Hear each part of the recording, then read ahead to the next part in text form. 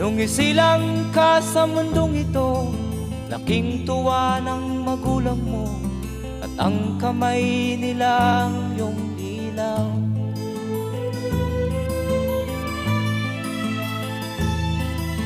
At ang nanay at tatay mo'y di malaman ang gagawin, minamasdan pati pagtulog mo.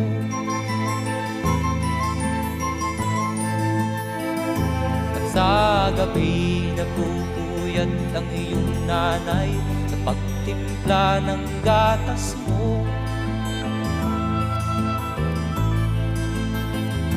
At sa umaga na may kalong ka ng iyong amang tuwang-tuwa sa'yo.